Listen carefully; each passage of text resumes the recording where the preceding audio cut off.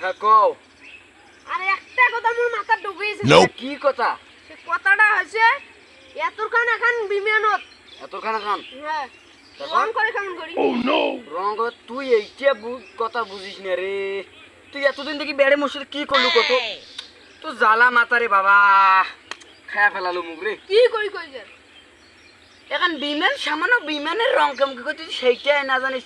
জানো না দেখি তো কমছে আর বন্ধু রে বিমান খান যখন আকাশে দড়ি ছুড়ো হয় তখন অঙ্ক করে তুই এটা বুঝিস না। তখন অঙ্ক করে হ্যাঁ আর বন্ধু রে সে এখন মুই হাঁসের ফার্ম গেনু ডিম কিনি হ্যাঁ এখন কর্মচারীটা কোনো মুই আর কোনো 1 ডজন হাঁসের ডিম দেন তো তখন কি কর জানিস কি করলে রে ওই করে হাঁস বেলে ডিম না পারে মুই কোনো কায়রে পারে ডিম আর ওই কয়েছে কি জানিস আর ডিম বেলে পারে হাসি এই কথা শুনিয়া মহাজনক নাকি ডাকে ডিম খুঁজে ঝাপড় বসে আর মুখে থাবড়ালু আর তো ওই মহাজনটা ঝাপড় বসে ওইটা তুই কমই দেখে দিল ও তুই বিষয়টা বুঝবো নি তা। ইনতুনকে থাবড়াইছিল রে হ্যাঁ তুমি কই মুই মহাজনটা কোন তুমি কর্মচারীটা থাপড়াইলেন কেন মুই এখানে কারণের জন্য মান্ডি নেন নাই সত্যি কথা।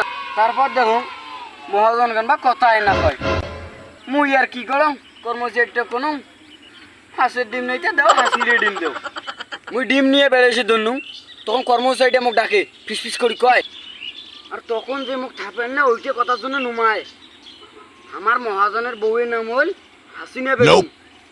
আমার মহাজন আমার বউক আদর করে হাসি করে ডাকায় মুই যে তোমাকে সেমন করুম না যে হাসি ডিম পাড়ে ওই কথা শুনি মহাজন মুখ দিতে থাপড়। ও এর জন্য থাবড়াইছে হ্যাঁ আতা হোক যা হইছে মেলা গল্প করনু এখন বাড়ি জন নেবে বাইজান নাকবে বেলা ডালা নাই আই দেখিস বেলা সাঙ্গে তল চল ভাই মামা।